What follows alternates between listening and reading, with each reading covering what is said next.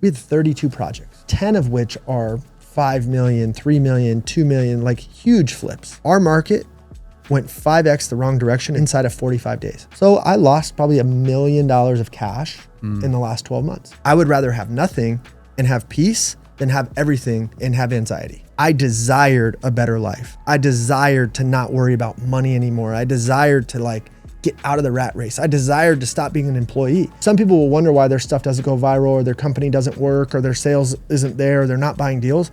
Well, you didn't spend time over the details.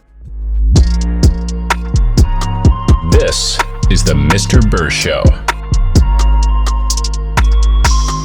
Welcome back to the show, everybody. I am super excited about this one today. As most of you know, I got into real estate October of 2019. The man I have across from me was actually my mentor. I learned basically everything I know about real estate from him. But here's the thing. Great real estate investor, great businessman. I mean, how many businesses do you own? I had 12, but I'm down to 5 because it was... Down to 5. The guy is a ninja when it comes to business. Amazing business owner, amazing real estate investor, but that's not his superpower. This man's superpower is being an amazing friend, an amazing husband, an amazing son, an amazing dad to his 5 kids? 5 kids. 5 kids. So he does all of these things in business, all these things in real estate, while actually putting his family first. He does something I think everyone wants, which is having work-life balance. Better than anyone I know. So I'm excited to actually interview him and give you guys all of his tips, all of his strategies of how he puts family first, but has business provide for the family. It's going to be fun, and I can't wait to get into it. So without further ado, Templeton Walker, welcome to the show, man. My brother. Dude, thank you for having me. Great intro. It's crazy to be here and to think about, to give the listeners some feedback. And I know you've talked about this on some of your other stuff, was like when you reached out and did the ride along, right?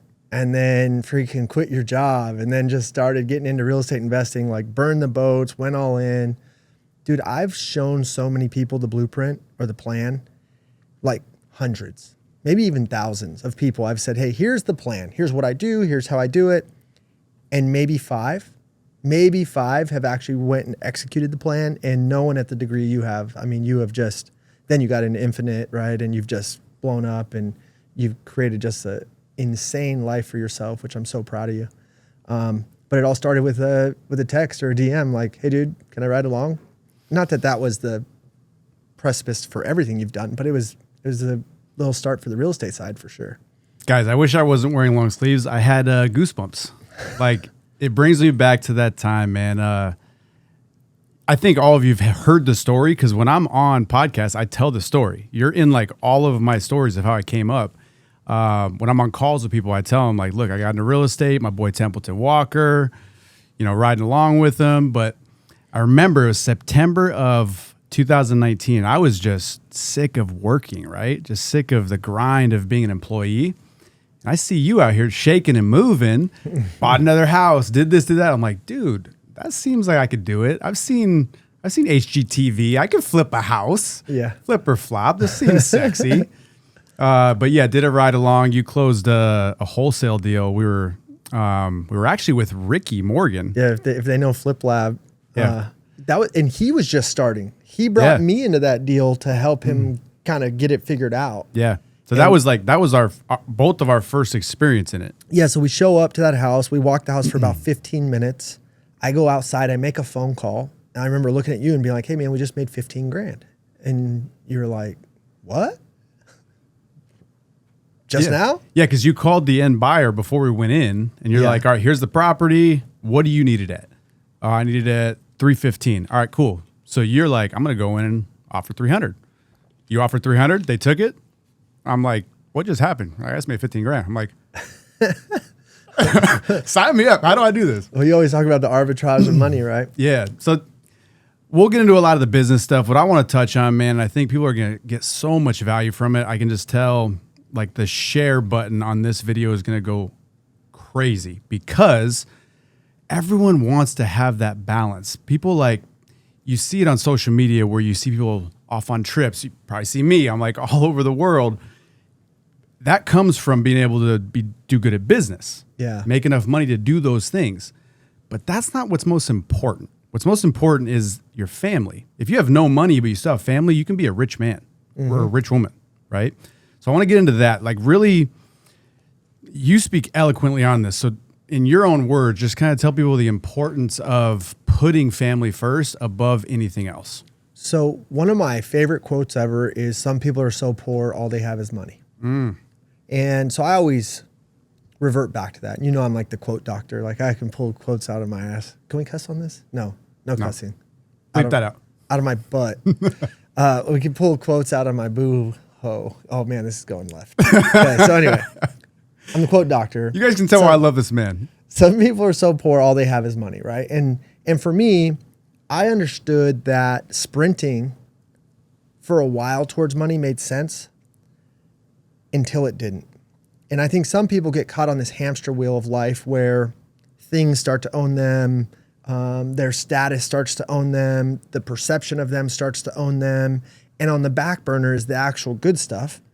All the greatest things in life are free. That's love, companionship, family, friendship, health. None of those cost $1. But we always put them secondary to the almighty dollar. And I get it. There's a need there. There's a certain level of like, hey, we got to eat. We got to have shelter. We got to have some creature comforts. But you can ascend to a spot where you have enough. And I think for me, I just identified what enough was. And I think that was eye-opening for you when you started spending time with me. I remember one time you're like, Temp, if I didn't know you, I would have assumed you probably made like $100,000 a year. I think I said 80. Yeah, 80 grand a year, right? And at that time, I think I was making like, for the first couple years there, like at least $1 million a year. So I was doing quite well, like net take home. And you thought I made 80 grand a year, right? When I go make 80 in a month or 100 or 200 or 250 or 160, my lifestyle at this point, even with 5 kids, you know, we just upgraded our house a little bit, nothing crazy. We have good cars. We eat what we want. We go where we want. It cost me like 20 grand a month. Okay, so if I go make 80, the only thing that changes is the money I can save and invest. Right. But now what most people do is they will be a slave to that additional income and put the good stuff, the free stuff that I mentioned, your faith, your family, your health, your friendships, you know, time. They put all that on the back burner for the extra 60 grand every month. Or it could be 6 grand, it could be 600, but they put it on the back burner because they have a scarcity mindset around money. So for me, I just was like, hey, this hamster wheel just gets bigger and bigger. There's always someone making more money than you and will have nicer stuff than you. And you could be the poorest billionaire in the room. You know what I mean?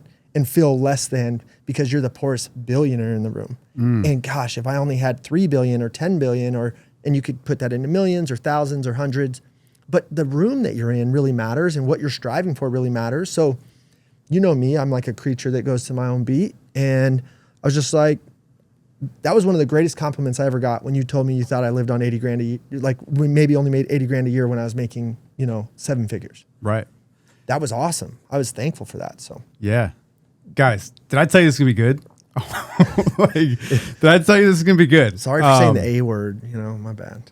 Man, guys, I'm almost speechless because so much of my life, so much of what you guys see from me is molded from Temp. And he knows this. I've told him this before, but I'm a firm believer that if you want something in life, regardless of what it is, if you want a private jet, hang around someone who's got a private jet. Yeah. Like, you'll probably learn different things, how they got it. You'll start hanging around with people that they're around. If you want a great body, hang around people who got great body. If you want a great family life, hang around those people, mold those people. I've done that with Templeton from afar. At first, it was side by side because we were with each other all the time. Yeah. Because we were partnered on all the deals. As I kind of do my own thing, it's from afar. Yeah. I watch it and I'm like, man, I see how he does that. I see how he does this. And so again, guys, a lot of what you see from me comes from him. So I can't work you up enough or compliment you enough for what I've done. A lot of it's from you. So thank you. I appreciate and one thing I want you guys to listen to on what he said, rewind it if you need to. Most people, if they have 20 grand in their lifestyle, but they're making 80, so they've got extra 60, They're a slave to that 60. It's so true because usually what people do, they start making more money. What do? They spend more money. Yeah. As you spend more money, you get more liabilities that you have to work more for. So you're a slave to those things. You have to make those payments. So what do you have to do? You have to work more so you don't fall behind. That's what people do. Yep. And they do it. And here's the thing that really triggers me or doesn't trigger me, but like where I feel badly for people, and it's just a game I don't choose to play, is the game of social status. We do live in a world where your perception is the reality, and you got to have a certain level of, you got to be put together if you want to go do certain things. If you want to cloud or whatever you want to call it. If you want to enter certain rooms and be respected, you probably got to carry yourself a certain way, or you know what I mean? However, most people are striving so hard to have the social status of the emblem on their car or the zip code on their house, but they are on the edge of broke. Right. I mean, they are taking every dollar to prove to their neighbors and to their friends and to social media that they are that person or they got it like that. Right. And dude, if that next check doesn't come in or if that next commission doesn't come in, and we see this so much in real estate, if that next commission doesn't come in, they're smoked. I just will never allow those things to have ownership over me in that way. I would rather have nothing and have peace than have everything and have anxiety. I just don't want it. And I think that's where a lot of folks, there's another quote, you can have high social status or financial freedom, rarely both. So when you talk about getting in the right rooms, being around the right people, I don't condemn or put down anyone that wants nice things, but figure out how to have a second derivative of income, which is also known as passive income, pay for those things instead of your time. And that's a big goal for me, is to always be a second derivative liver. So the first derivative of money is active income.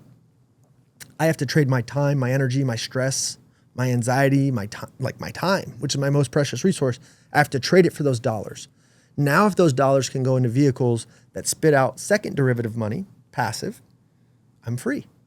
And if I can keep my lifestyle within the budget of the second derivative, now I don't have to do anything. I get to do everything. And that's what I've been focused on, man, is like my second derivative. I didn't go get, I have the plaid Tesla, or my wife has the Denali with every button on it. And that's expensive stuff. But that all gets paid for by my 6 unit or my Airbnb or my rentals or my college rentals, or I have some businesses that are extremely passive that have high revenue that don't require me to go trade my time anymore for us to live that way. So I think that's a nugget, man. It's just like, you can have high social status and impress everybody, or you can have true financial freedom. And what I've been doing this 10 years, I was living in that small house that I loved so much and I regret selling. I was living really? Oh, I regret selling that so badly. We'll talk about it. But like, dude, I was so chill for so long. Remember, I was driving a Tacoma at that time because I got rid of a Tesla thinking like I have some mental stuff around. And the Tacoma was like newer than you wanted. You wanted like an old beater one. I bought a brand new Tacoma. Like my 16-year-old self thought a Tacoma, because I'm from a small town, was like the epitome of like. Made it. Yeah, but also like humility. Like, who am I to drive a Tesla? I'm from the Grand Canyon. I'm a small town kid. I don't need this Model S. I just need a Tacoma. I don't need to prove to anybody that I'm successful, right? And I'm making $1 million a year at this point, driving a new Tacoma, which is a great little truck, but like, it would have been a great truck for me at 16. I still had programming in me from being a kid in this small town that I was carrying with me into being a man at that time. I think I was 29, 30, that I was tied to. It's crazy. I don't know. Guys, telling you, there's so many nuggets in here. This is why I try to model this man. Think about what he just said. We all have programming growing up, right? We have programming that here's what we're worth. Here's what we should be doing. Here's what we should do with money. Here's where we should work. What we deserve. And it's almost like caught, not taught. We catch things throughout life. I like that. You know what I mean? Like, we might see our parents do something. They might not have taught us it directly, but we see them do it, so we catch it. It's caught, not taught, right? So you had this mindset like, oh, that's what I should have. I should have a Tacoma. This man has done more, I think, self-reflecting, and that's something that I think so many more people should do. And I'll have you talk about that, is like self-reflection, how you like dig within yourself and find out more pieces of you. Because throughout life, I think we can all either live that status quo, kind of just go throughout life, go through the motions, and that would be considered drifting. Amazing book that Outwitting both of the us Devil. have read. Outwitting the Devil, get that, you're welcome. It talks about drifting through life and just kind of going with the flow, and that's the devil taking you to negative things and just drifting you towards hell. Or you can manifest your life the way you want by finding out who you are and self-reflection, and you do it through meditating, through cold plunges. I do the same. So talk on that, how kind of your strategies behind figuring out who you are and how to grow from that. Well, I appreciate the compliment again. I am pretty on purpose with who I want to be and how I carry myself and how I show up in this world. And I think the greatest way, and you can especially relate to this, you know, having been, you know, a bodybuilder prior and just being so fine-tuned on the way what you put in your body, the way it showed up. And our mind is the same way. Or I think our soul is the same way. So if you can take 10 minutes to meditate, I would equate that to a great lifting session for your body. Right. If you can keep good books in your ears, like Outwitting the Devil by Napoleon Hill, where he talks about the drift and he talks about definiteness of purpose and he talks about that rhythm of life. Hypnotic rhythm, right? And he talks about being definite in your purpose, because if no one's life turns bad all at once, rarely, right? It's usually 1 degree at a time, and you don't even feel the drift. And you had these goals, you had these dreams, you had these aspirations, but you slowly drifted off of them, as I do too. I'm a human being. I drift off of center, but what I've done a really good job of is setting triggers and traps to pull me back. And that might be every night. I run my dog, I walk, or I skateboarder. Right? I know that you've done that too at times. So much fun. But I have a good book in my ears. Like right now, I just finished The Art of Exceptional Living by Jim Rohn for probably the 20th time. It is such a easy, light read. And he's saying things that I have heard over and over and over again. And Dev, I tell you right now, I am more on fire today than I have ever been because that book. And it was just another pass through that it hit me at the right time. And anything that I might have been drifting on, it caught me, it triggered me, and it brought me back. And I think that's what I've done well, is just like being very clear on what's actually important. Remember the 5, you know, the best things in life are free. That's my faith, it's my family, it's my health, it's my time with my kids, it's my friendships. That's the free stuff. That costs me nothing. That needs to be front and center. That's a privileged place to be, because I do have money figured out. It allows me to have the time to go do that. But I'm also proud of myself, because a lot of people just keep on the money train and they never like really slow down and enjoy the juice. Right. But I put these triggers in place, and then I put habits. Like, show me your habits, I'll show you your life. I've been cold plunging for 6 years before it was kind of in vogue. And I'm glad it is, because it's so helpful for people. Cold water changes my life. It changes my day. That's right next to my barrel sauna, right? And I'm in the sauna, and then I stretch. And by no means am I a bodybuilder, but like I'm in the gym every day. I'm pretty fit. And I also have set a standard. You know where peace comes from? Give him a peck dance right now. Oh, get some. My mom said I was born with a lot of heart. Get some. Ain't that right? All right, sorry. Anyway, you know, like, so I've set these standards in place of who I want to show up as. And for me, first and foremost, I want to show up as the greatest husband and father that the world has ever seen, which I'd put myself against anyone. I'm the greatest freaking dad you've ever met. The man is up there, guys. Go follow his social media. You will see. I am on purpose. I'm very on purpose with my children and the love I give them, the time I give them, the intentionality I give them. Am I perfect? No. I caught myself last week. I actually posted on my Instagram stories. I said, I will never be on my phone in my kid's bed anymore at night when I read to them and lay them down. Because it slowly just turned into me like scratching their back and scrolling through Instagram instead of us reading a book. So that very first night, I was in a book called Fear by Thich Nhat. I don't know, dude. It's like a Vietnamese name. I can't say it, but it's the best book ever. And it was talking about mindfulness and meditation. And I'm reading it out loud to little Tempe, my junior, who's 8. And it's talking about meditation. It's just talking about all these things that I'm into, right?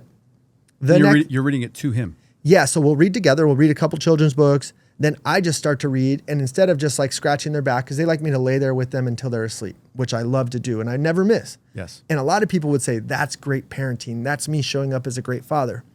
But there was another level to it. And I started to think, I go, gosh, I'm taking 20 minutes a night.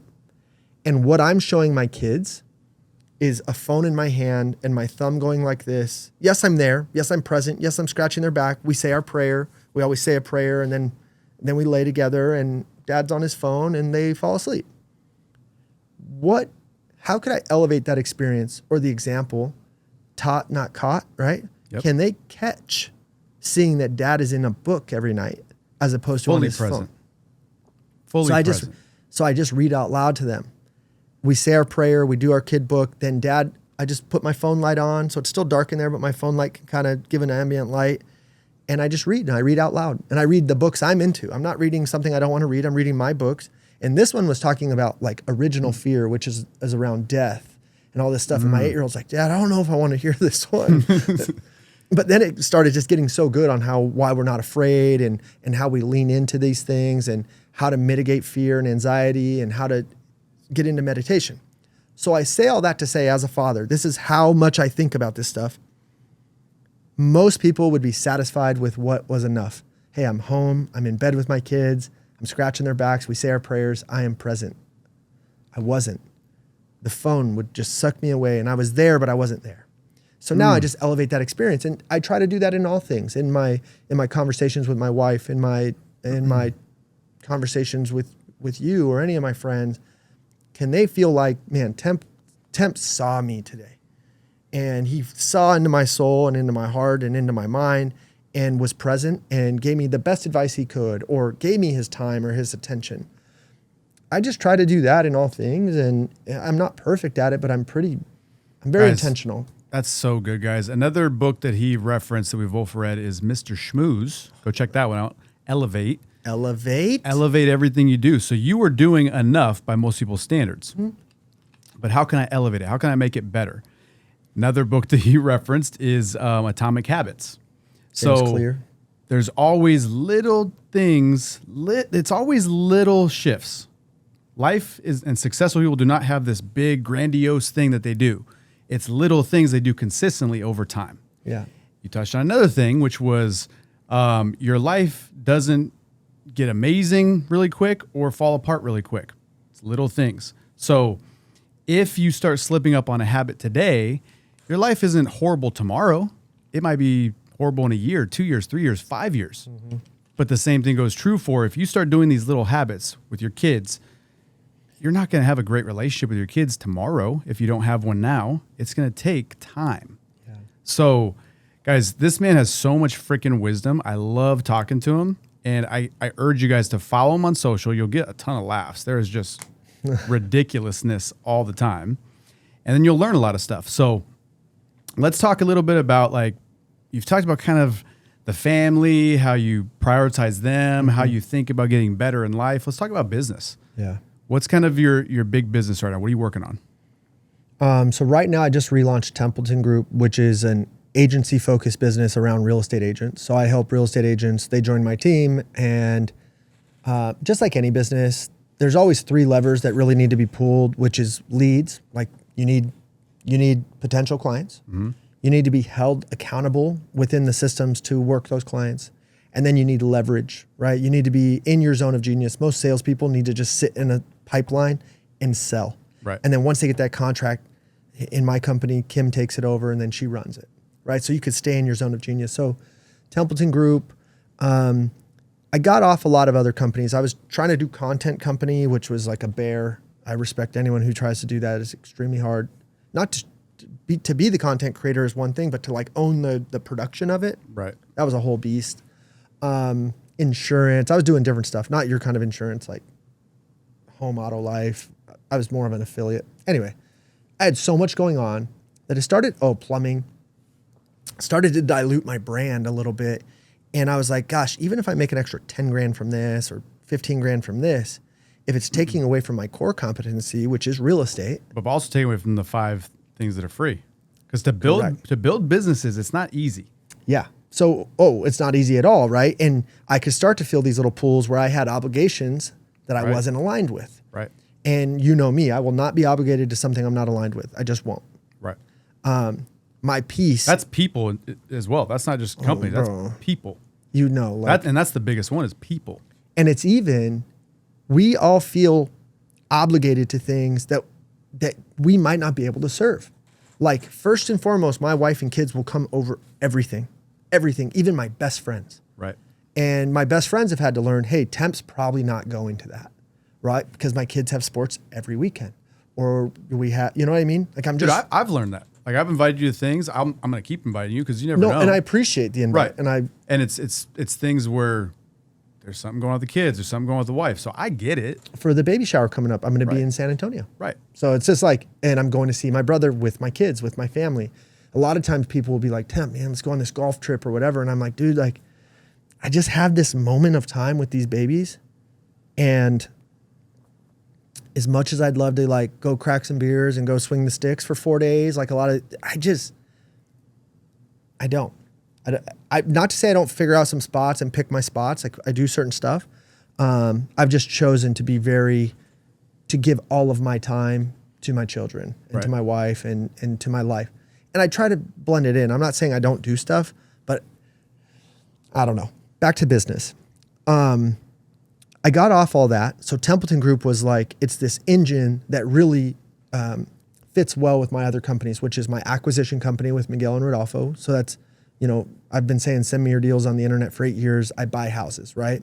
So that off-market acquisition company, I'd say 9 out of 10 leads that want to sell don't want to sell for what I'm willing to pay cash, but they do want to sell. That's a perfect pivot to agency where my real estate company can now go take a listing. Those two companies create real estate files, which is a perfect vertical for my title company, Silo Title, which does all the title paperwork. And then because I have T Group now and I'm going to have so many buyer files, I have a joint venture launching with Templeton Lending, which is mortgage. You know, hey, you got to get pre-qualified to go buy a house. You got to go. So just those 4 verticals, I can go make more than enough money. They're all within my zone of genius. And my time capacity, once they're launched, you know this, dude, I work 8:30 to 1:30. And I am gazelle intense, right? Like, to use a Ramsey line, like, I am gazelle intense. He said that in Total Money Makeover when someone's trying to get out of the hole. You got to be like, a lion is chasing you. Your life is on the line. If I'm going to spend time away from the 5 things, my most precious things, then I'm going to be all in. Right. So, dude, you know how most people work 8 to 10 hours a day, and then the studies say they probably work 2 hours. Right. Now, if I work 5 or 6 hours, dude, I work 5 or 6 hours. I am intense in what I do. Right. So I sprint. So that way later on in the day, I can sprint towards life and sprint towards love and sprint towards time. But I had to go sprint. I had to earn that leisure. Yeah, we talked about this, not to interrupt you, but No. just I've got this idea from what you just said. I want to make the point. Last episode, we talked about this, me and Sean Finnegan. If you guys didn't listen to that, go check that out. It's money. But we talked about how, let's say you're with certain people, and there's certain people that move at a different speed. They just move at a different speed. And when you're with them, you almost feel like, I'm slacking. I need to like act like I'm going to call someone real quick and be like, hey, we should talk business, right? Just so you feel busy around them. You're one of those people where when you're working, you're so intentional that there's no dead time. You're just moving and shaking. And that's one thing that I noticed even back 4 years ago when we did that ride along. I'm like, we're riding along. You're like, hey, do you mind driving? I'm like, yeah, I actually love to drive. So I'm like, yeah, sure. So I'm driving and you're just freaking going away on text messages, talking to me and texting. And you showed me how many text messages you had. You're like, hey, it was like 400. You're like, hey, I got it down to 300. Let's talk some more. And then it got back to 400. You're like, hold on. Like, dude. It's insane, bro. So I just wanted to make that point that some people you get around just move at a different pace. And they're not superhuman. Like, you're not a superhuman person. No. That's what I realized when we did that ride along. Like, you're no better than me. You're no better than the next person. You've just figured out certain things to bring your life to this level. So that's why I wanted to start riding along with you more, to get those habits, to get those different things. Dude, you gave me chills. which we tend to do whenever we talk. Dustin Runyon is a high performance coach. He's a developer, great dude. He coaches high level people. And he said the number one thing that he learned around getting around those people and coaching them is that no one is superhuman. They are super, human. And that ride along taught you that I was super, human. Getting on that boat with the billionaire that you went to realized that these guys are super, human. And that just allows you to realize I can do it too. Yep. And then what you did so well is what I call R&D. And I mean this in a good way, but I do it every day. Rip off and duplicate. You didn't have to recreate the real estate wheel. You said, Temp does this. He goes to meetups. He creates relationships. He says, send me your deals. He makes a lot of money. What'd you do? Went to meetups. Exactly. Said, send me your deals. R&D, right? Yep. And then you put your own flavor on it. And once you know the recipe, then you can put your own hot sauce. And that's when you found infinite banking and you moved on to it. You graduated to a whole nother level, which is incredible, right? But it all started with the R&D. But it really started with understanding that the level of success that you have now reached doesn't require you to be some freaking superhuman person. No. It requires you to get in the right rooms, R&D, commit to some habits, level up your value, and then just be consistent in the pursuit of that. I agree 1,000,000%, guys. It doesn't take someone that's just, again, superhuman. You start meeting these successful people. I've been in rooms with billionaires now. I've met some people that are just, you get around them, you're like, wow. But again, once you get around them, you start talking to them, you're like, it's just another person. They're just another dude, another chick. They've just figured some things out on how to be more efficient with their time. They've learned some things. And then I think the biggest takeaway you guys can take away from this, what we're talking about right now, is the most successful people give. Mm-hmm. Whether it's their time, their money, whatever it might be. For me, I was, all right, I need to find a way to give to Templeton. This is, again, talking about 4 years ago. How can I give him value so that I can get value from him? And the way I thought about it was like, all right, I just need to find deals. Mm-hmm. So I started going on Facebook, finding deals and being like, hey, I think that's a deal. Hey, I think that's a deal. And you're like, no. Yeah, not a deal. But it's not because of this. It's not because of that. But then we started finding some that were, and then I start learning these different things. And what you did, and again, R&D, it's what I did with our friend Jamil Damji back in the day, is I would just bring him the deal and split the money. Right. Most people, and that's what you did with me, we split the money. Most people would be like, well, hey, I brought the deal and I want 80%, you get 20. No. You want my time, you want my tutelage, you want my mentorship. I wanted Jamil's, you wanted mine. Hey man, here's a deal. I think it makes sense. Oh wow, that is a deal. What do you want to do with it? Do your thing. You can have half. And we did that, 10, 15, 20 times together. Right. And then we owned a bunch of houses together and it just spun. But that all started because you served and you just gave. And you weren't counting, you weren't counting my coins. You were saying, I know I'm getting a mountain of value, still making tremendous money, and I'm learning what I want to learn. Right. Could I have made more if I kept the deal myself? Absolutely. But I could have lost money. Yeah, a lot of money. Or you could have just done a deal instead of 15. Right. Right? It's hard to So what do you want? Do you want 100% of nothing or 50% of a lot? That's the way I looked at it back then. And I think that's the way you guys should all look at it if you're trying to get into these rooms and trying to bring value to people that are up here. Again, remember, they're not superhuman. A lot of times they just go ask them what they're up to. Hey, my name's so-and-so. What do you got going on right now? What's your biggest business? Just learn from them and then see how you can plug in and bring them value and then do that. Keep bringing value. You'll learn from them. Eventually, you'll become more valuable and then you can spill that value to other people. And I think in that pursuit, guys, if you're identifying someone that you're looking up to, identify what you're looking up to. There's some people that make tremendous money that I would love to have the channel that they have of money, but I would not love their life. Right. Right. And I think you and I connected so well because you're heart-based. I can't tell you the calls when you always call me with like the most sincere, appreciative phone calls. You're like, Temp, how are you? I miss you. I love you. I appreciate you. That's the sort of energy you have. So we connected on that vibe from the start. And you still do that to this day. You'll check in with me quarterly, right? Because we don't see each other all the time. But you'll just be like, dude, I was thinking about you. How are you? And I keep tabs on you too, right? Like I feel the same. We're both super family and heart-based. Well, there's no coincidence that I took the time to pour into you to help you get started because we connected there. Had it just been a money grab from you, I would have felt that. Yeah. Had I not had the sort of lifestyle that you actually would have wanted, you probably wouldn't have done 15, 20 deals with me. Right? You would have figured out pretty quick, oh, this guy's only in it for the money. I wouldn't, you know what I mean? Yeah. So find someone that you aspire to holistically, as opposed to, or if you are going to get info from someone or you're going to learn from someone, but you really don't respect the entirety, but you respect this one thing, then keep it that one thing and understand what you're asking for. And don't let that person seep into you and let their ideology steal you into the thing that you did not respect or that gray water that you don't want to be in. Speak on that, because I know you're big on energy, as am I. I'm a believer in Christ, like, but at the same time, I'm a believer in here. And yeah, so we're both believers in Christ, faith-based, but also energy and the quantum, and everything is energy. Yeah. At its core, everything is molecules vibrating at a certain frequency. Just like this table is literally moving. We just can't see it. Everything is energy. So speak on that, about that needs to be in alignment with people, business, with relationships, everything. Speak on the importance of energy and how you kind of feel that or don't feel it, or what you go through with that process. Well, I think it starts with clarity. Who and what do I want?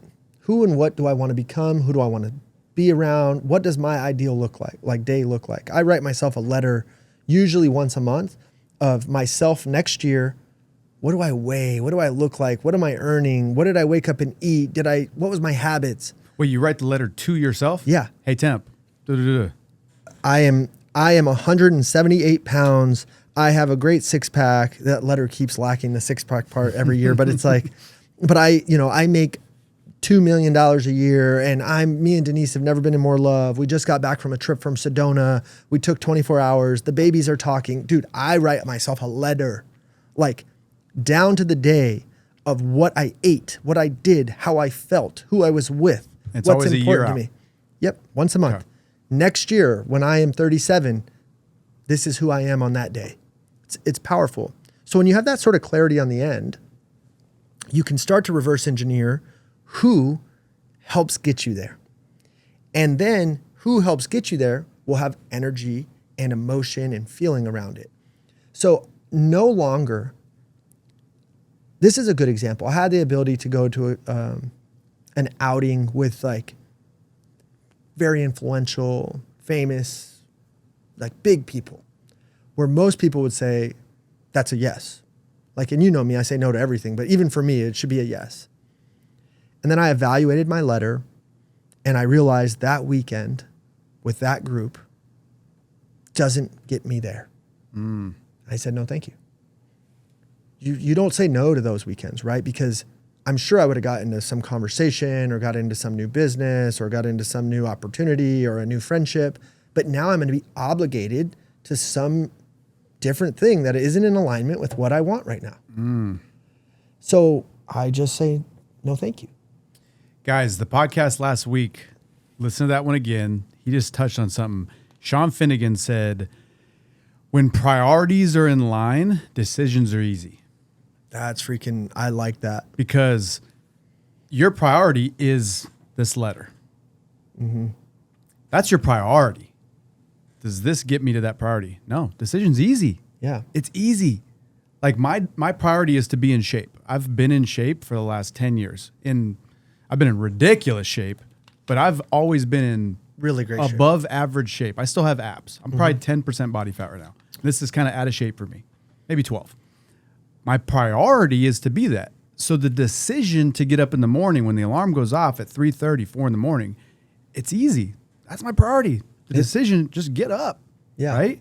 So, and guys, what you talked about with the letter, I've been doing this since I met this man because I knew how goal-oriented he was. I don't do it every day. I should do it every day. But almost every day, I write down in my notes on my phone, goals. I'm just going to read a couple of them to you. This is very important. very important. Listen to this next part. What he said and what I do. I am incredible father to Haley in Brooklyn. I am. Present You're tense. speaking it. Yeah. Present tense. Not I will be. I am. I am an amazing husband to Danielle. I am an amazing friend to so many people. Everyone loves me because I love them. That's Guys, powerful. you guys, I'm not making this up. If you're watching this on YouTube, these are all goals, right? So he writes it as a letter to himself. I am this, I am that. That is so profound because so many people, when you think about writing goals, they say, I want to have A. I want to be A. Yeah. I want this in my life. Your writing is that it's always out there. Write it as it already exists, because once you declare it exists, it exists. It's just a matter of time before you get it. You know what? I love that. And I write like on my mirror right now, like I'm a pen and paper guy. Like I'm in my phone a lot. I wrote myself a letter 3 weeks ago called The Great Reset, right? And it's kind of this plan I have around money and what I want to do in the next 36 months and just some big life pivots that I want to be intentional on. But within that, I go to the pen and paper every day. And like when my kids are drawing or coloring, I sit there and I write goals and I write notes. And like this reset I set 30 days ago, I wrote words like focused and flexible and loving and caring and disciplined and intense. All these virtues that I want to make sure show up for me. Every day when I brush my teeth, it's sitting there. Then I put some targets, 30 buckets of balls, because I'm super into golf right now. I hit a bucket of balls every day. I run my dog every night. I go to the gym every day. Can I work out harder when I get there? Some days, yes. But I go. Showing up's half the battle. 250 grand of revenue in the next 30 days. So I just sent these like 30-day targets. Whether or not I get there isn't going to be predicated on the note that I put on the mirror. But it's going to be much more likely if I see that every day and get triggered and re-reminded to not drift, right? And that's what you said about me earlier is that I'm really good at is I'm willing to be corny enough to have a handwritten note on my mirror, in our beautiful house. And my wife hates it because she's like, her bathroom's pretty. And then it's just like this like chicken scratch note on the mirror. And she's like, oh my God. But I'm like, yeah, it says to love you, be all these good things. So, and she doesn't care, but It says to love you. Yeah. But I'm so intentional. I'm there. And then that leads into just to circle back to the energy piece, your goals have energy. When you write that down, it puts something into the ethos and into the world that is going to come back to you. And it's like a ship that's leaving harbor. If you just started the engines and said, good luck ship, it probably doesn't even make it out of the harbor. And if some miracle of a way it did, it's for sure going to crash and end up somewhere and it's sinking. If you don't have a target and you don't know where you're headed and why and have some intentionality from 10 years, 5 years, 1 year, and I'm talking about today. My sales guys that are on the phone right now over at our office, they know they have to have 30 conversations for 2 appointments for 1 contract a week. 1 contract a week, that should lead to $8,000. That should lead them to $24,000 a month. That should lead them to $250,000 a year. They should have an exact target on why they're making that appointment, that phone call. Because when it gets too granular sometimes, or when it gets too widespread, you can't understand, why am I doing this phone call? Well, you're doing this phone call because it feeds into this target, this appointment, this contract. Now with that money, what can you do? You invest it appropriately. You get into infinite banking. You get into real estate. You become a second derivative earner, and now you can be free. And it all started because you made that 1 phone call. Jacob, clip that one. Whew. Guys, that's going to be a clip, so watch for the short on that one. Goodness gracious. Do you know what I mean? Again, goosebumps. I got them too. Dude, I knew this was going to be good just because of your heart, your knowledge. Something you talked about, and I cannot stress this enough, guys, is that he's nothing superhuman. He's super, human. He does these little things in his life. I've done these little things in my life. It's all little teeny atomic habits. I suggest you guys read that book. If you do little different things throughout your life, throughout your day, these little things have a compounding effect. Another great book, The Compound Effect. Darren Hardy. So do these little things consistently. That is the key. And what he said is the note is not going to change your life. Having the note there will not change your life. Doing what the note says consistently will change your life. It takes action. Yeah. And when I first had the ride along with him, again, to his point at the very beginning, he's told hundreds of people, maybe even thousands of people, the formula of what he does. Maybe 5, including myself. So 4 others have done it. Jem is another one of them, right? So maybe 3 others besides Jem. Shout out Jem Montero. He's the man. He's a G. Love that kid. Such a great heart. But what set us apart, those 5, myself, Jem, and 3 others, I'd love to know who the 3 others are, but is that we learned the framework, but then we took action. Yeah. It takes action with anything. Like if you have all of the knowledge in the world, they say knowledge is power. That's BS. Knowledge is potential power. It's only powerful if you use the knowledge. Let me break that down. Knowledge is the antidote to fear, and fear is usually the inhibitor of action. So knowledge gives you the antidote to fear. Like Michael Phelps will jump in any pool, right? There's no fear because he's masterful. He's not going to drown, right? He has the knowledge of how to swim. Right. I feel comfortable walking into a house with a purchase contract or a listing agreement to help a seller solve their problems and figure out the best solution. I have zero fear around that. Zero fear. If you had to get on a call with someone and talk to them about infinite banking and how it can help them and how you can structure it, you probably have zero fear around that because you've put in the time and energy and effort to become knowledgeable. So that's the first step. Now you have the antidote to fear because fear is typically the blocker of action because you would take action if you weren't afraid. Right. So knowledge is great. Go acquire it. But you want to know how you gain more knowledge? Taking action. So you have to understand that it's this 2-prong approach. I need to go kind of suck at this for a little bit. But every time I suck at this and I get a little better and a little better, I'm adding to my knowledge bucket, which breaks down the fear barrier, which now once that's gone, that's where the magic happens. And so knowledge is the antidote to fear and action is the only way to create more knowledge. Oh, that is so good. I think I made that up. But that was, no, I mean, I've thought this in my mind, but I think I've never said it in that way. Dude, that is so good. Guys, you have to understand, anytime you're building knowledge, anytime you're building a skill, you're never going to be good at it right out of the gates. No. Right? Michael Jordan got cut from his varsity basketball team. Put that in perspective. Yeah. He wasn't good enough to make varsity, right? Yep. What did he do? He got more knowledge. He put in more work. He got more skills. He also grew from like 5'10" to 6'3" over a summer. That helped. Yeah. Me and you wish for those summers. Bro, I'm 5'6". I'd go for 5'9". Give me average. I'm 5'9". I call myself 5'10", and Denise will be like 5'9.5", and I'm like, chill, dog. Because I was seeing the pictures with you and her because she's pretty tall. Yeah, well, if she has heels on, she's 5'8". So if she has heels on, she'll get me. So I always see you in the pictures, and you can tell you're like, no, I'm not stretching, dog. I'm just you're trying to get stretching as much as possible. No, but I'm so confident on round stuff. I don't care. I know. And that's how you've done well. 5'6" to 6'6". 5'6". My wife's also 5'3", so she puts on heels and we're gonna eye to eye. conquer the world either way.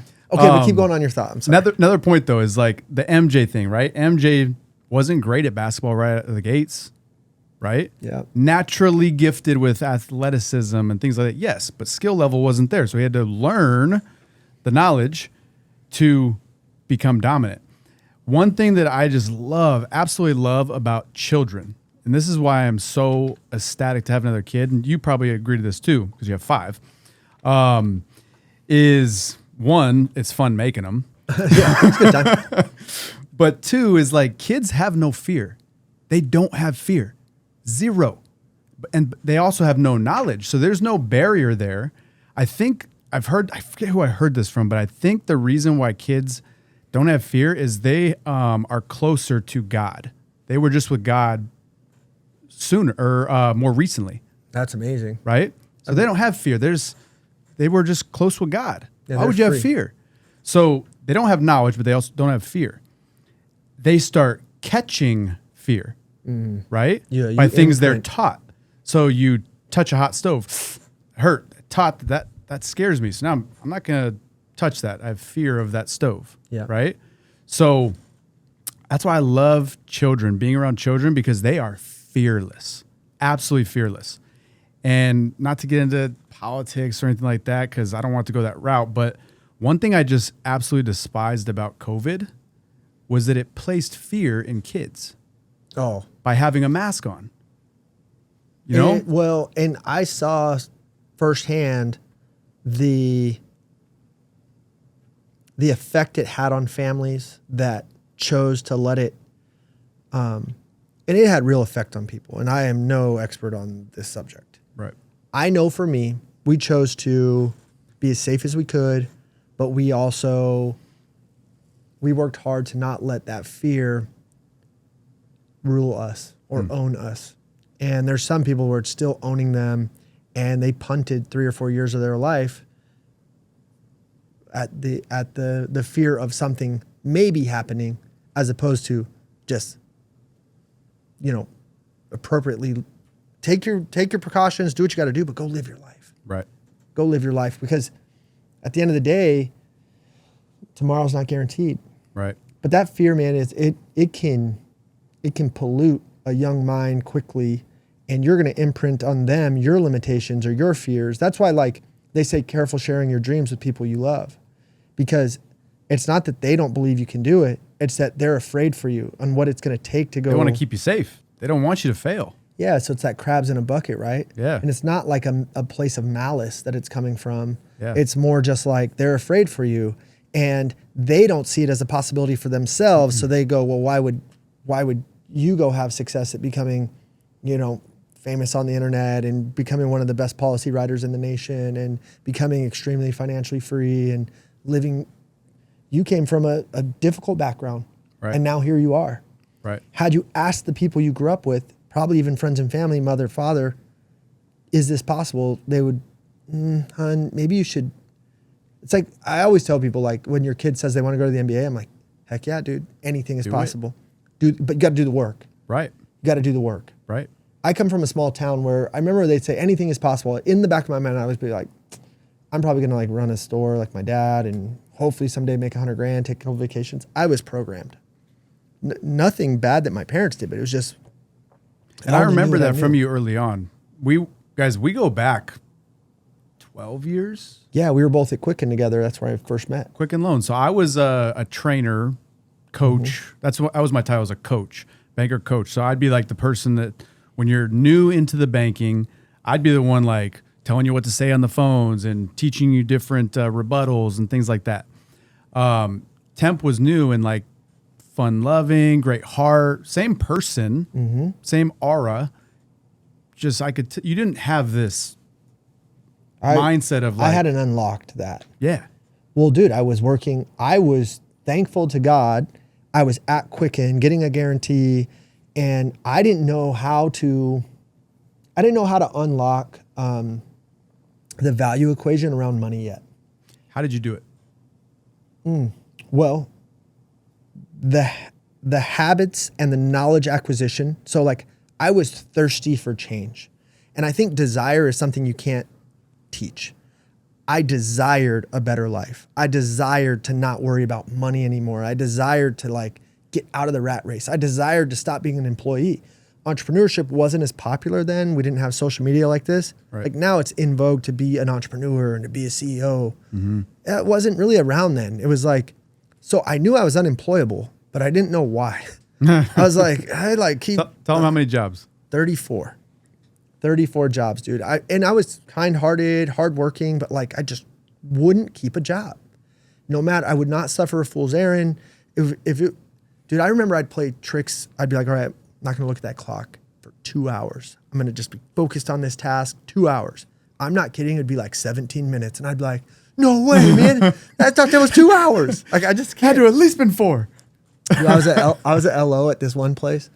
And I went for a bathroom break in the morning. I'd been there like a month. I think it was called Hunter Financial or something. They'd pay you $1,000 a loan. It's kind of a Quicken model.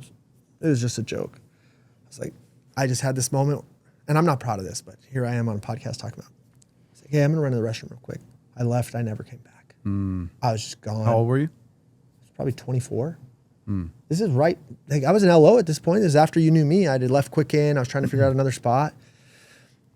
So I say all that to say, like, I finally had to just look in the mirror, and the way I unlocked it to specifically answer your question was, you talked about MJ. One thing you said in there, you said he was naturally gifted, right? He had to put in the work, but he was naturally gifted and became great. I don't think I'm sitting here had I fallen in love with a business or a process that required me to be in an Excel spreadsheet or doing something outside of my zone of genius, right? I figured out how to communicate and negotiate with human beings, which I'm really, really good at. 100%. And I figured out how to broker value. That's it. That's really all I do. I don't know how to write a contract. My team does. They give me view-only access on all of our systems. I don't touch any of that. Because you'll mess it up. Yeah, I'm terrible at it. Yeah. So I think finding the niche that you have potential in, it's like the kid that is like a savant at piano and then we're teaching them Spanish. It's like, teach them more piano. Right. You know what I mean? So for me, it was communication in human beings. I don't have the highest IQ. I have a high EQ. I have that emotional intelligence to connect with people, to solve problems, to communicate effectively, and to go win in that way. So I figured out the lane, and this is reverting back to how I unlocked the financial limitations that I found. And then I found something that paid me appropriately. I sold women's shoes at Nordstrom for 2 years, which was a fun job for many reasons. But I sold women's shoes at Nordstrom. Single temp was It's a good time. He was a monster. So sold women's shoes at Nordstrom. I made 10% of everything I sold. So I would always try to sell $300 to $400 an hour. So Jimmy Choos, I know more about women's shoes than any straight dude should. You need a peep toe, a slingback, a pump. I got you. You got wide feet. I mean, dude, this thing was rowdy. Dude, so your wife asks you when like you guys are going out, which one should I wear? And you're like, oh, definitely that one because of this. No, like not wifey anymore. puts shoes on. I'm like, they look like shoes. No, now I'm just like, what does my attractive meter go to? But like back then, got it. Also, I never said the word super cute so much in my life. Oh, those are super cute. I got them in a blue. Did you pull one of these when you? Yeah. You know what I would do? So at Nordstrom, if people were mean to me, because you get like some real hoity-toity, just like mean people, and they'd treat you like a servant. I'd be like, yeah, no problem, size 7. So I'd go get their shoe and I'd fart in their shoebox and trap it. No, I would trap it. I called it a hot box. I'd be like, and I'd tell my coworkers like hot box station 7. So I would just womp in their shoe, like womp, trap it. And I'd be like, dude, my dookie gas is all in your leather now. I hope you should learn to be nice to people. So anyway, I say all that to say, sell something that pays you effectively for your skill set. I was great at selling shoes. I was amazing at it. I was always the top salesman and I was great at it, but I was making 10% of a shoe. Yeah. Then I got into real estate. I was making 3% of a house. Then I got into investing. I was making 100% of capital on a flip. Yeah. So get into something that pays you appropriately for your skill set is how I unlocked the financial potential. And I quit farting in shoes. That's a clip. Dude, that's definitely a clip. Dude, so guys, this is incredible because I am a firm believer that every single person is born to do something great with their lives. Yeah. Something. You don't know what it is, but you're born to do something great. You have it in you. Something. Like God did not put you here to just be ordinary and go through the motions. He put you here to do something extraordinary. It's your job to find out what it is. Yeah. So many times in society and in life, we say, work on your weaknesses. No, work on your strength. Who cares? Hire your weaknesses. Yep. Work on those strengths. Make those strengths so dang dominant that, like, for me, it's the same thing. I'm not super good at a lot of things, but I'm really good at a couple things. Yeah. Really good at it. And I noticed that. What am I really good at? Pretty good at talking to people. Pretty good at just being present like you and I are being right now. I'm pretty damn good at it. And I remember when I got out of Quicken and I'm trying to do real estate, 2 months goes by, I hadn't done a deal. Hadn't done anything. I'm at my home just like, well, what else can I learn? I'm watching YouTube, reading books. Hit you up, I'm like, dude, I think I'm gonna go back to my job. Go back to Quicken. And I'll never forget this conversation. You're like, dude, you're not going back. There's no way you're going back. Like what are you doing? Like, what are you trying to do to find deals? Doing this, doing that. Dude, you're a people person. Get out of your house. Go where people are at. Go to networking events. As soon as I started going to events, guess what happened? Started getting deals. So what did I do? I went to every single event in Phoenix. I became like the face at events. I was always at them. People were like, dude, I see you at every event. Like, do you do anything else but go to events? I'm like, nope. This is where I find deals. Why would I do anything else? Yeah. Then COVID happened. Yeah. So you had to pivot. So I pivoted. Luckily, I heard about infinite banking, actually through you. Yeah. We were at, was it Vine Street in Chandler? Like you sold it to your My cousin still lives in. Yeah, nice.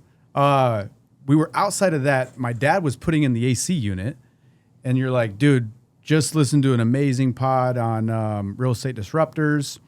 You got to listen to it. It's about this dude talking about becoming the bank. And I was like, that sounds cool. Listen to it. Dude, and I still remember that. And I remember you calling me once you kind of like, you really went down the rabbit hole. Like I introduced you to it, I guess, through that conversation, but like I kind of stopped, right? Like I moved on to the next idea or the whatever, and you just went gangbusters. And I'm like, oh man, I could have been on the rocket ship over there on that side with you. I'm just so freaking impressed by what you've built. Thank you. It's insane. You know, and obviously I've done quite well too. So it's like we've both landed in the right spot.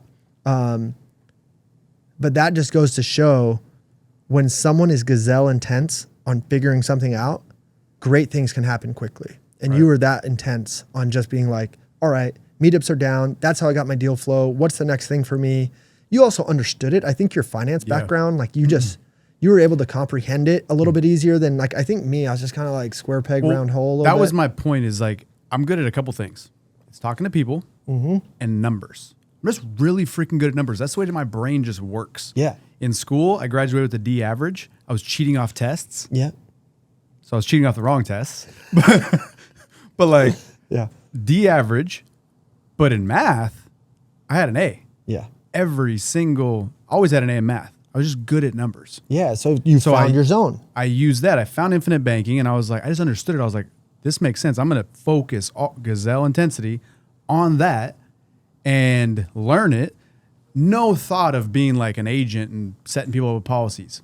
My thought was just like, this can change my life and what I'm doing with investments in real estate. Started using it for those, saw the power, and I'm like, I got to share it with people.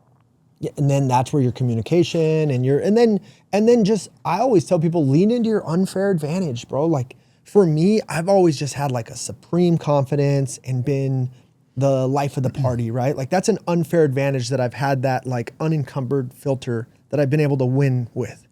The charisma. Yeah. You have that it factor, right? And God blessed me with it. Thank you, God. I'm not going to apologize for it. Yeah, you look like a dang model. That's an unfair advantage. Me or someone else can go make a TikTok or do that. It's going to have a different level of engagement because you're just a handsome cat. Not that I'm not. I think I'm great. I think I'm fantastically handsome. Just not as handsome as you.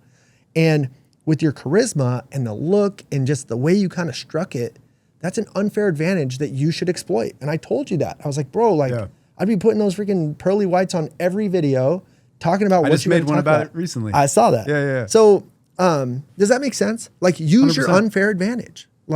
And learn how to make that advantage better. That's the thing is, if you guys watch any of obviously you guys have watched my videos or you wouldn't be watching this, but watch the videos and pay attention. What side of my face is in all the videos? This Left. side. This is my good side. This side doesn't look as aesthetic on camera. Yeah. So everything is from this side, this angle. Like I learned that about myself, and I learned that from being on stages when I was bodybuilding. Bodybuilding is all about angles. You can turn your hips a certain way to make your waist look smaller. You can lean forward to make your chest look bigger. So you can give yourself a V shape, even if you don't have one. Naturally, I don't have a V shape. I'm kind of just boxy. But I can give myself a V shape by hitting angles. That's so cool. I learned that stuff on stage. I learned, that picture doesn't look as good. My face doesn't look as good as that one. Oh, that's my good side.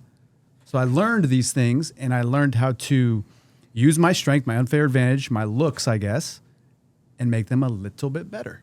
Well, and then being, you said self-awareness was one of my gifts. It's like being self-aware enough to to evaluate yourself and say, okay, this works for me. This doesn't work for me. This is my good side. A lot of people aren't willing enough or to say, I have a good side and I'm going to put that on camera. They won't assess the situation enough or do the research enough to say, okay, what's the end?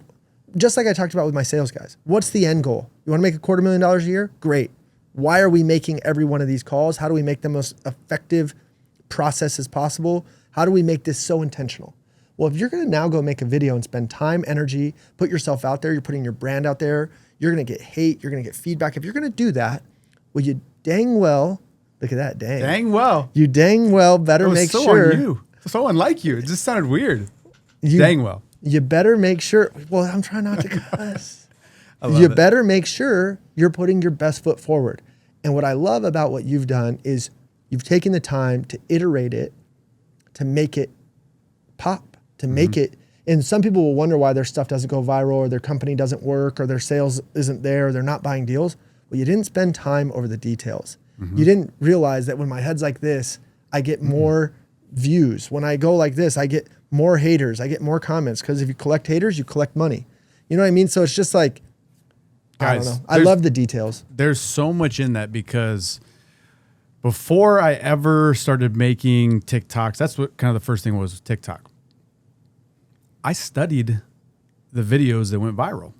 I remember you, and I'd be like, dang. I didn't start making them. I started studying the ones that would hit. So I remember I saw one by Ryan Pineda. And like I noticed when he says something, most people do a video and they just talk, like a talking head. I'm like, He'd have a cut. He'd have a cut after a sentence.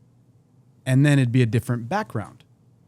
He'd have a hat on or he'd have glasses on now. Before he didn't. It's visually stimulating. With social media, it's so easy to swipe. You have to catch their attention in 3 seconds.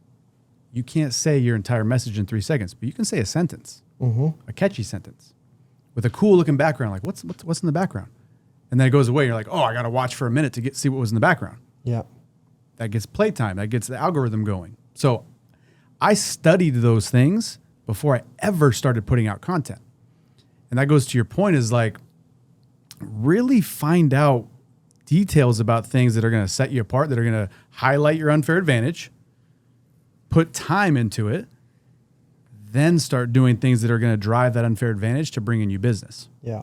Because the more eyes that are on you, the more tension you have, you can naturally just make more money. Well, and then like I think the last thing on this point would be don't be vanilla. Like, especially if it's going to be social posting, or I would think most things in life, I want people to either really ride with me or not ride with me. I don't really want to play the middle. And you want them to love you or hate you. Yeah, and a lot of people, they can't handle the hate.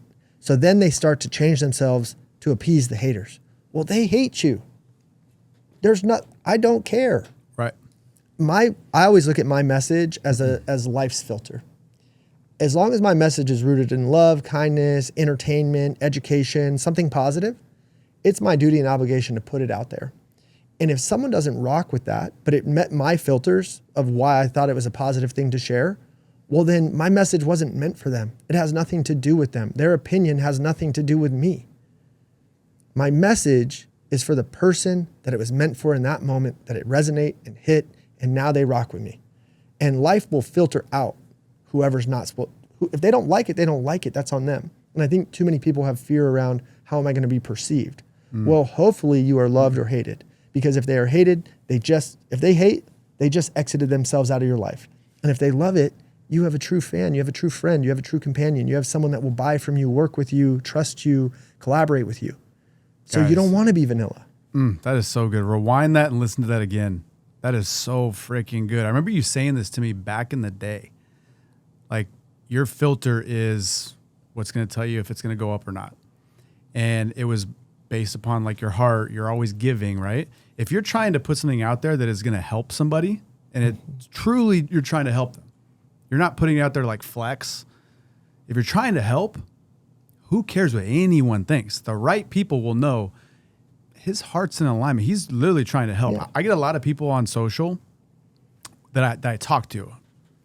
A lot of people just think they'll just be haters, and they don't know me. They think who knows what they think. They just don't know me.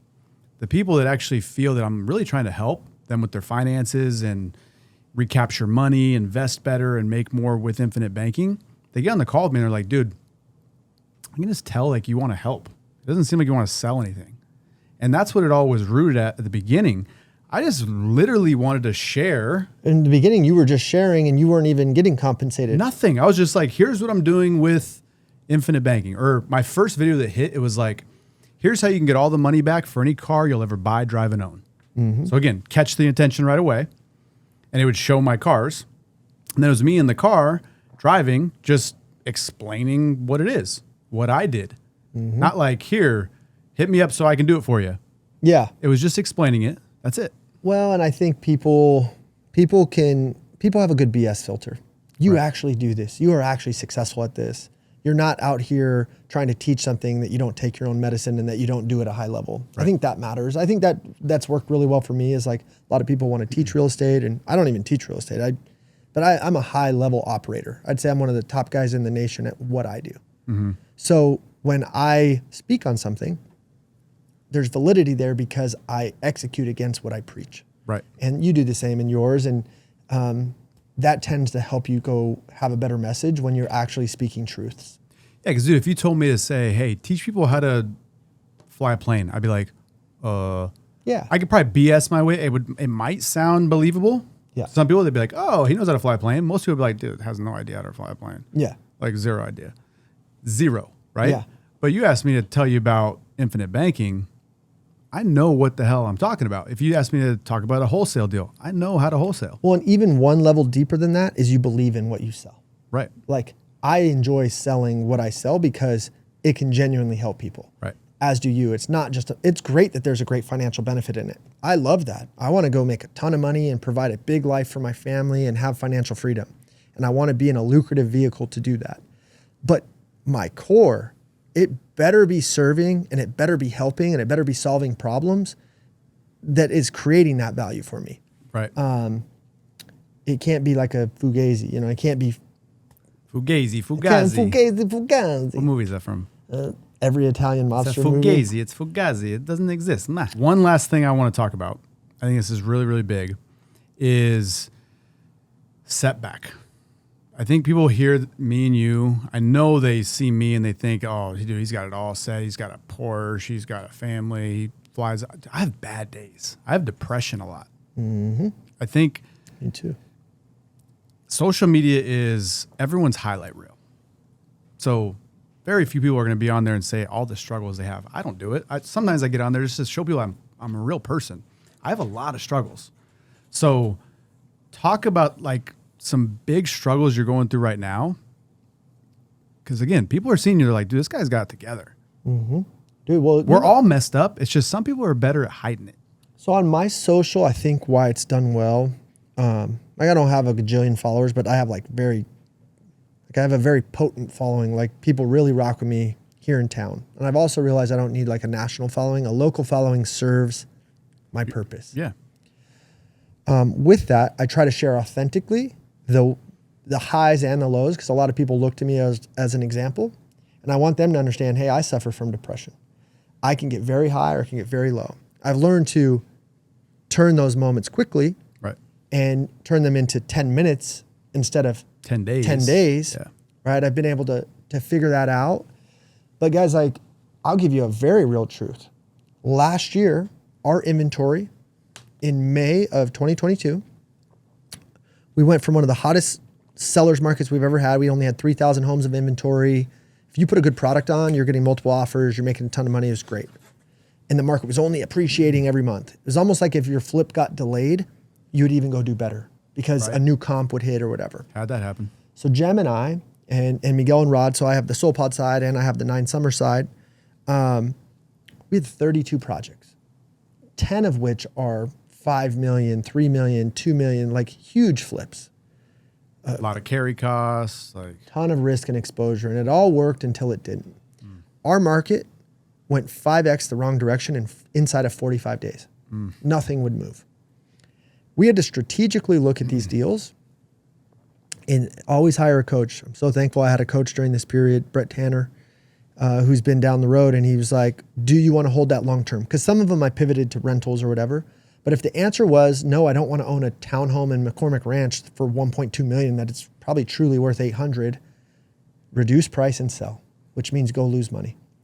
So I lost probably $1 million of cash in the last 12 months. Liquidity, cash.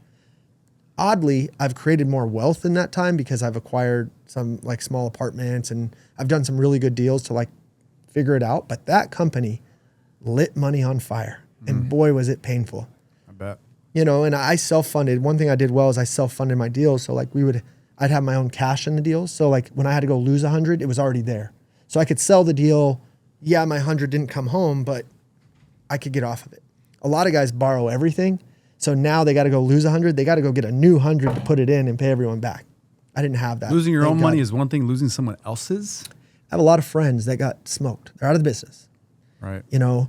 So anyway, I'm so thankful I went through that process. But guys, I had to eat some humble pie and say, gosh, I'm not Gary Vee.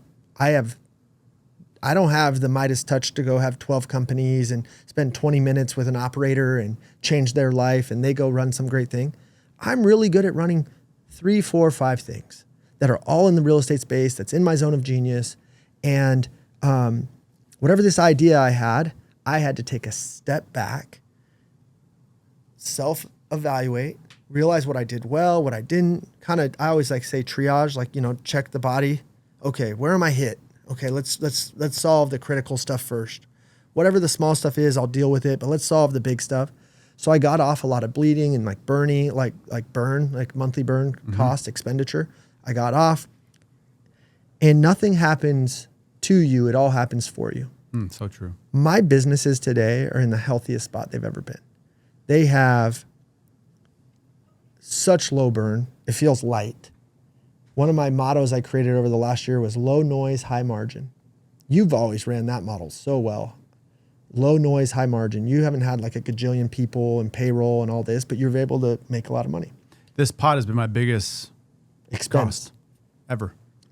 Yeah, it's insane, right? And I had 50 grand a month of payroll, right? So it was like high noise, high margin, and then when you lose the margin, it gets heavy quick. Right. So anyway, mentally, I had to go through some dark days. You know, when in a single week, guys, I had like $100K loss, $100K loss, $100K loss. It was like a $300,000 wrong direction week. That will test your fortitude of who you are and what you're becoming and what you want to do next time. And I say all that to say, I heard Tom Hanks on a podcast once say, "This too shall pass." When things are perfect and amazing and you're crushing life and everything you touch turns to gold, this too shall pass. And when things are dark and you're losing money and you can't get it right and gosh, there's no end in sight, this too shall pass. But you got to keep showing up. Got to keep showing up. And that's what I would tell most folks here is just keep showing up. God, so good. So good. Guys, I have a tattoo right here. It says pain is temporary. I'll leave you guys with this. I went through some really, really hard times. 2016. Some of you guys might know the story, but I was bankrupt. Couldn't afford my apartment. I was living with a friend. Yeah, I had to move in with a friend. Me and my daughter. I was a full-time parent at the time. So I got this little girl. We had to move out of a 1-bedroom apartment into a 1-bedroom at a friend's house. $300-400 a month. I couldn't even really afford that. Had to sell my bed, sleeping on a mattress on the ground. And just really, really a low time in my life. And I got my heart broken. To top it all off. Started busting out crying in front of my daughter. And I thought like thoughts of suicide. Like, what's this life worth? Why should I keep on going living? And I got through it. And I came out stronger. So I got that tattoo. Pain is temporary. But so is the other side. Like nothing lasts forever. Nothing. The moment you're feeling yourself and you think, gosh, I'm so great, I'm so that, God has a unique way of making sure your feet stay on the ground. Yeah. And he did that for me, man. I didn't know what no meant. There was no deal that couldn't come across my desk that I wasn't like, yeah, let's do it. Yeah, let's do it. And I had no rules or regulations around the exposure and the risk I was willing to take because I think something you did really missed. well though, listening to that story, 'cause I never knew that. Hopefully people picked up on it, is that you lost $1 million. Yeah, probably liquidity. Yeah, like true $1 million. But now you're doing better. Yeah. The reason why, you learned. Yeah. You didn't lose $1 million. You paid $1 million for some schooling. You earn or you learn. Right. So you did not lose money. You learned some things. That money taught you some things, and now you don't get into all that high overhead, all that, because like you said, if you have high spend and high stress and all that stuff, but then your margins are also high, and if they go down, kind of screwed. Yeah. But if you got low spend, low stress, high margins drop, Yeah, you're still fine. still kind of good. Well, and it just, I really realize liquidity matters. Like, so I've created a lot of wealth and it's inside these assets and I've done really great. But dude, like the equity that I have in all these homes and all that doesn't make payroll. Right. Doesn't make the draw to the contractor. Right. Right. And when you overextend, liquidity is highly important. Right. So that's what was stressful. I had enough liquidity. I really did until I didn't. Like I was just overexposed. I mean, I had a lot of cash. Yeah. And then even that wasn't enough at times when you're like, and I was still earning at a pretty high level because I was wholesaling deals, flipping houses, or not at that time. I wasn't flipping so much because everything was turned, but like commissions, and I was solving it. But dude, like liquidity matters. Dude, I love you, man. I love you too, brother. I love you, man. You are just such a amazing person, amazing soul, amazing father. Like I led off with it. You are amazing at what you do with business, but that is not your superpower. Your superpower is just being an amazing freaking person, period. And that leaks over to your wife, to your kids. Your wife's a better person because of you. I'm sure you're a better person because of her. Yes. Obviously, Denise is amazing. Your kids, those kids are going to be some freaking powerhouses, dude. They'll have your heart, your knowledge about business. So I love you, man. I love that you came on. I love that you shared with everyone. I urge all of you guys to share this episode. This can change a lot of people's lives. And I think that's the main reason I do what I do. Money's great. Money is obviously great. It solves problems. I don't like doing dishes. Hire someone to do dishes. Mm-hmm. That solves that problem. I don't like doing yard work. Hire someone to do yard work. It solves that problem. If I have the money, I can solve the problem, right? But the fact of the matter is, you'll never have the wealth, you'll never have the financials if you can't figure out how to help people. So one way is just to share this. Share this with everyone you know, because I know it can change people's lives. I appreciate you, bro. I love you, man. Go follow this, man. If you guys need a deal to be moved, I love you, brother. Send it where? Templeton_Walker on Instagram. That's gonna be the best way. I check in my DMs every day, and anything you need, just find me there. So if you guys have a real estate deal, you need it moved, send it to Temp. If you guys have a property you want to sell on the retail side. Really the best way I can help people right now is if you're a real estate agent looking for a brokerage, a national brokerage. I'm at Real Brokerage, and that's been incredible. It's an incredible model. Templeton Group here in Arizona, if you're looking for a real estate team, we'd love to talk to you about that. And then on the investment side, if you have an off-market deal that needs a cash offer or collaboration, send that over, and we can take care of you. I love it. Share this, guys. Until next time, I love y'all.